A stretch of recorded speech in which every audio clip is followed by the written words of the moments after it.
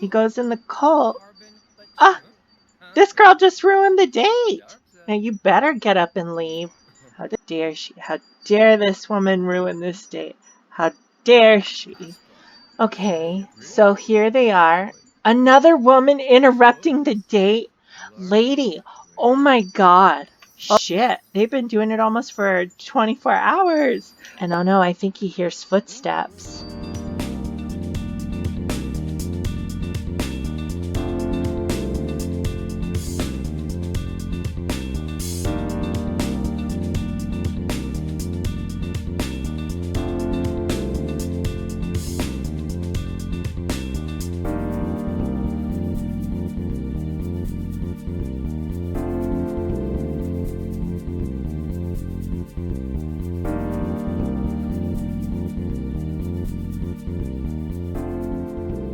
Hey everyone, and welcome back to my channel and another Sims 4 soap opera Let's Play series, The Rich and the Fabulous, episode 9. Today, multiple things are going to happen, and as you can see right now, we are with one of the Ravenwoods, Antoine Ravenwood, one of the Ravenwood brothers who I haven't really shown too much on this season of The Rich and the Fabulous. Today, he's going to be asking out one of their neighbors out on a date. And you might have guessed from a previous episode, I believe it was episode 1, he is going to ask out the crush that he has, which is Finnick Clairn, one of the cult, former cult, people that live across the street from them. He's going to ask him out on a date. And then after that, we'll get into the really nitty-gritty drama of what's going to happen today, which will lead into a cliffhanger that will come up in episode 10, which again is going to be the season finale. And right now, Antoine Ravenwood is sitting here writing a book, which is about a neighbor who moves into town, and this guy Jackson, who's the neighbor, falls in love with the new guy who moved next door. And the name of the book is called Love Thy Neighbor. Kind of a catchy, phrase there for a title of a book. But anyways, that's what Antoine does for a living. He doesn't really do, I don't want to say he does stuff for a living because he really doesn't. Him and his other brother don't really do anything. And the other two, is a scientist, as we know. And then the other one works as a businessman, which is why they're so rich. Him and his other brother are kind of like the, relaxed type that they don't really do much. So he kind of writes books and novels sort of for a living, but not really for a living. Kind of like as a part-time hobby. Kind of like the Couture sisters owning a photography store. They don't really need to own a photography store because they have a lot of money. They do it for like a hobby. Well, this is what Antoine does. So with that, let's get into him asking Finnick Clairn out on a date. Okay guys, here we are out in front of Ravenwood Manor. Antoine just published his book or sent it to the publisher. And as you can tell, based on his body stance, he is quite proud of himself, as you can see. Let's get a closer look at that face. He looks to be quite proud. Okay, so with that, we are now going to ask Finnick out on a date. So let's do that so that we can get this date started. And as you can see, he's dressed up really well because he wants to look snazzy for when he asks Finnick out on a date. And here we go. It appears he's calling him. Let's see if he says yes or no. I guess he must have said yes because we're going out on a date. So I'll see you when we go on the date. Okay guys, here we are. We are at the coffee shop, the local coffee shop that we're going to say is in Brindleton Bay. And here we are with Antoine telling an unbelievable story to Finnick and getting along quite well. They're talking about their interests. Antoine's talking about how he writes for a hobby and how this is what he does. Oh, look, and now he's reciting poetry to him, which again, Antoine's a writer. So there you go. and they're flirting, and it would appear that Finnick really is into it. Okay, and now Antoine's asking Finnick, like, I've always been interested in you. Have you felt the same way? And Finnick clearly is like, yes, have you seen you? He goes in the cult. Ah, this girl just ruined the date. Now you better get up and leave. This is a date, bitch. Damn, you are so not wanted. You know what? Let's pause time. Who was that woman? Who was that woman who dare interrupt this date? We need to find out who this woman is. Sabotage. Sabotage. This woman clearly was trying to sabotage their date. She does not want them to be happy. This woman who is walking her head into the door. Let's see. Let's unpause this really quick. This woman right here. Look at that smug smile. She was trying to ruin this date. She was trying to ruin this date. This woman right here. This woman. How dare she? How dare she? How dare this woman ruin this date? How dare she? Anyways, let's get back to the date and enough about this bitch. Okay, here we are back on the date now that that woman rudely interrupted them. She's trying to stop the homosexual agenda, clearly. Okay, so anyways, these two are laughing and they're flirting and they're really getting along quite well. And I think the date's going to go really well. And then after this, we're going to get into the real drama of this episode, which is Chet's brother, Cormac. Well, you'll see. I don't want to give it away just yet, but we'll see. And it'll end on a cliffhanger, and then we'll get to episode 10, and then that'll be the season finale episode. And as you could see, Antoine's talking to him about how he's liked him ever since they moved in, and Finnick seems to be into it, totally loving it. But, like, this is what he wears on a date? This? Antoine got all dressed up. You couldn't be bothered? Sir, your outfit looks good, but, I mean, come on. You could have got dressed up. Oh, they gave kisses. Ooh, shit. Stuff's getting hot. Okay, let's see how well we're doing on the date monitor. Okay, we got 10 out of 10. Okay, after having them got up and walk around all over the place, I finally got them to sit back down. They were getting really antsy. Guess they're both nervous because it's the first time that they've, been out on a date with another person or just in a date in general. So I guess they're feeling the first date jitters. Now, let's make them playful because we want to get this, gold star on this date thus far. We want it to go all the way up here so that this date is really super awesome. So let's do an impression. Let us, well, we could caress his cheek, but I think we should save that towards the end of the date. Whoops. Let's tell a crowd-pleasing story. Let's do a knock-knock joke, and let's joke about politicians and how they're really stupid and lie, and everybody seems to believe it. And let's, while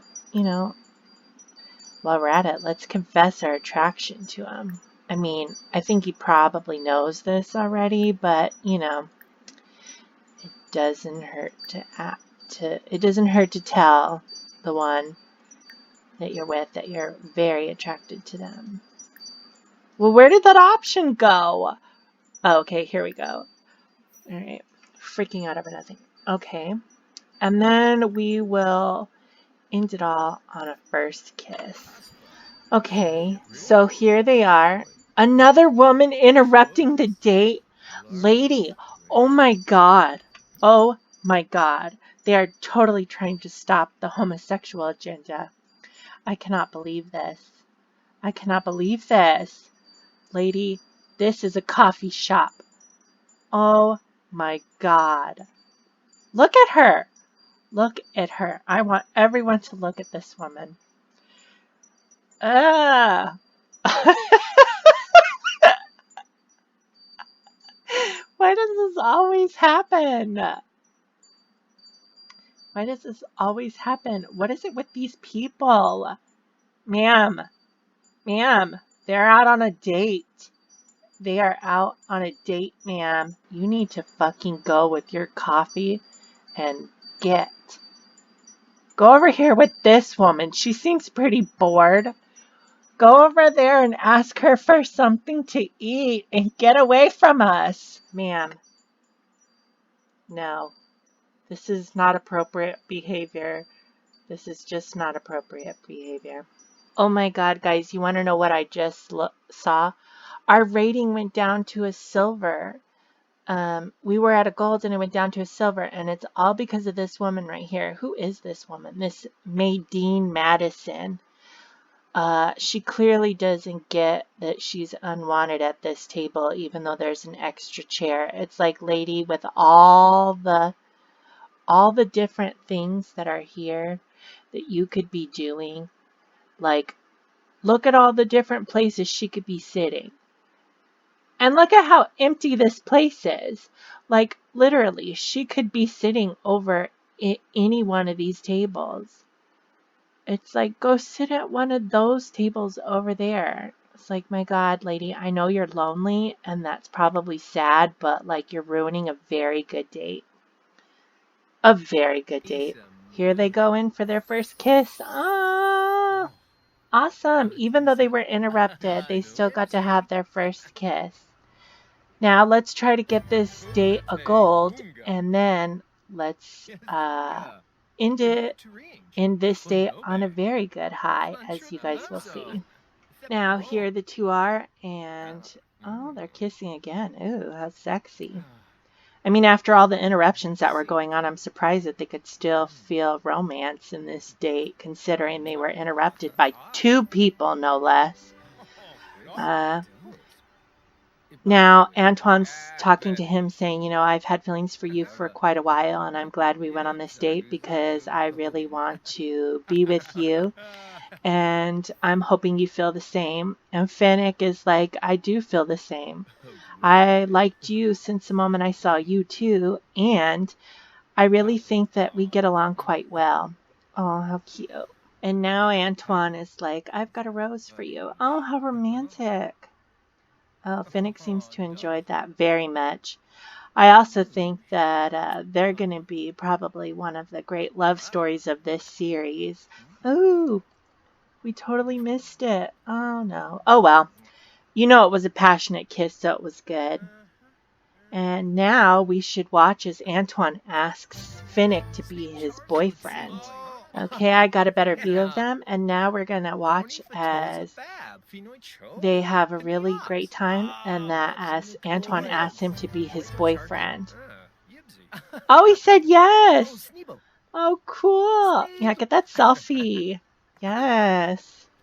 Okay, guys, you want to know what I just noticed? That they have a gold and they're almost out of time on their date. They only have 31 minutes left. And considering they were interrupted twice by two different women trying to stop them from being together, I presume, I'm pretty surprised that they got a gold medal on their date.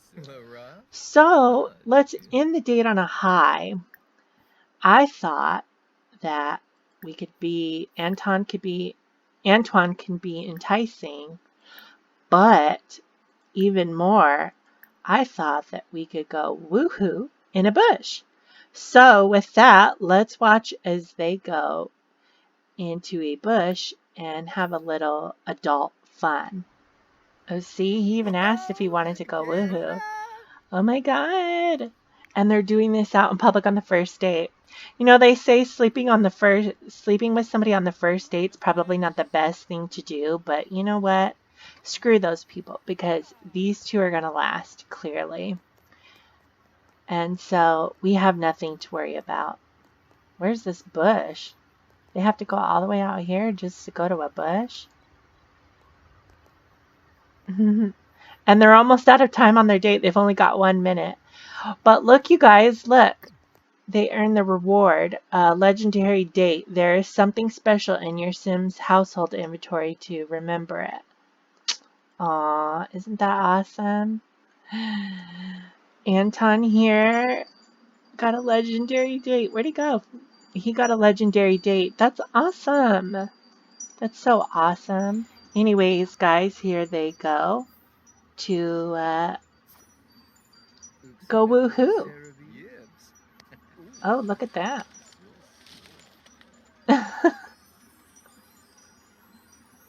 Oh.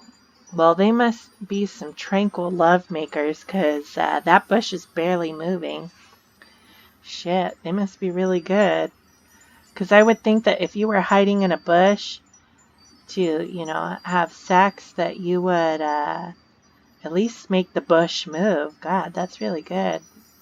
They literally are so quiet. Is anybody even around? No, nobody appears to be around. So they don't have to worry about being caught. Anyways, I think we'll end their date here. And then we will see what Cormac is up to and what he plans on doing to find his brother Chet Noir, as well as potentially discovering a Lark Ravenwood secret all over again. Oh my god, I'm just laughing because like this is still going on. I have it on the high speed and it's still going. Like they are legit going for hours and hours. I mean, that's pretty good. That's like almost record breaking. They should really win an award for that. I mean, my god, they're still in there. They're still literally in that bush making literally to no noise at all whatsoever. The bush is not moving at all. I mean, my god. Their date has been over for hours now. Yeah, so with that, we're just going to go over to Cormac and see what's going to happen with him and the rest of the people in this series. So, oh my god, it's already morning. Oh my god, they've been doing it almost for 24 hours. Oh my god. Okay, yeah, we're gonna have to go. We are gonna go, and for me it'll be like a couple minutes. For you, it'll be a couple seconds. But we're gonna go and see what Cormac is up to. Okay, guys, before we get to Cormac, I wanted to show you what a Lark had planned for Shadow and Chet. Right now, you may be wondering, what is he doing? Well, he has been talking to other mad scientists over the dark web and wanted to know how he could transform people into Bigfoot or Big Feet, I guess is the plural for them. So anyways, that's what a Lark has planned right now, so that if anybody was to stumble upon them in his lab, they wouldn't know who they were. Now, as far as he can tell, transforming them into Big Feet only lasts for a little while, so it doesn't really last forever. So, like, if he turns Chet or Shadow into a Bigfoot, it's only going to last for maybe an hour or so, depending on how the effects wear for each different person. Because each person is different, so it might affect them differently.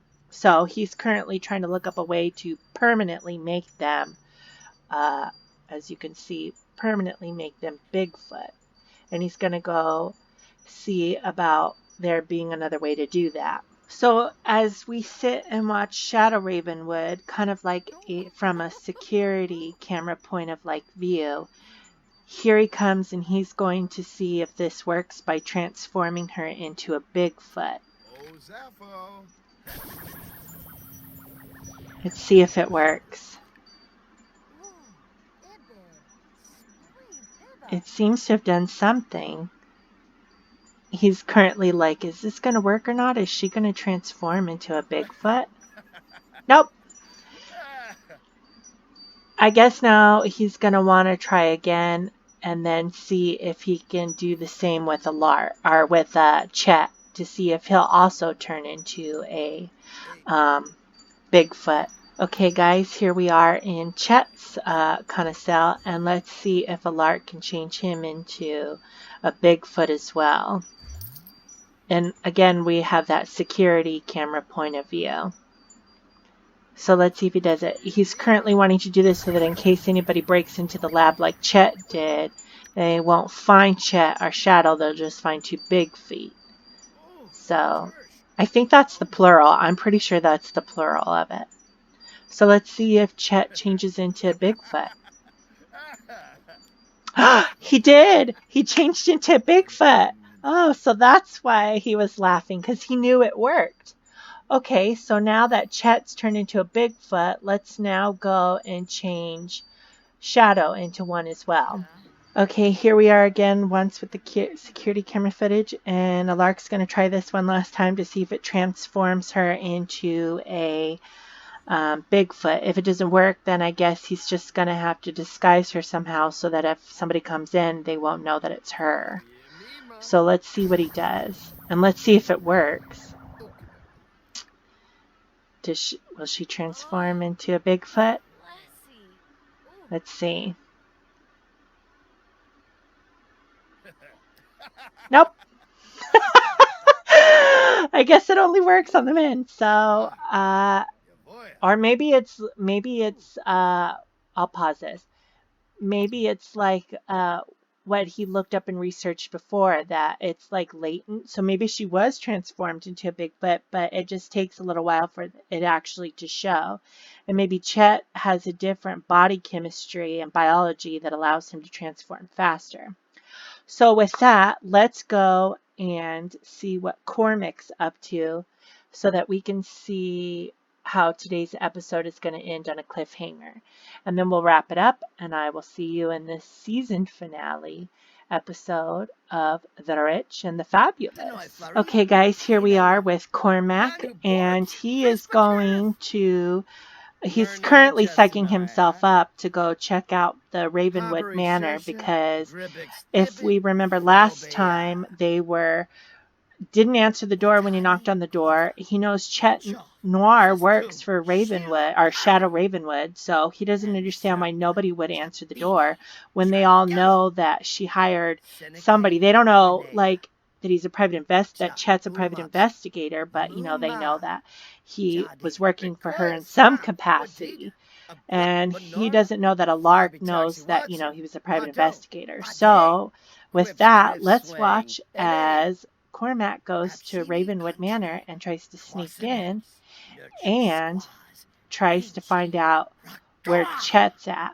So with that, let's go find out.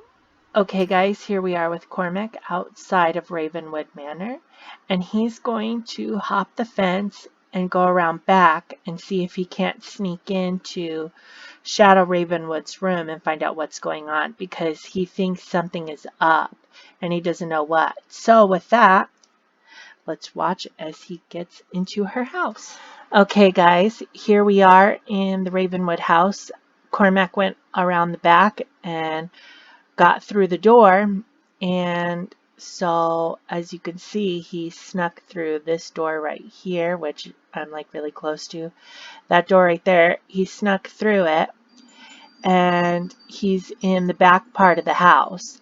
And as you can see, the front door is over here, and right there is Antoine, who came home from his date, obviously, because he was out having sex with Finnick for hours and hours. So all he has to do now is sneak past him and get up to Shadow Ravenwood's room. So let's watch as he does just that.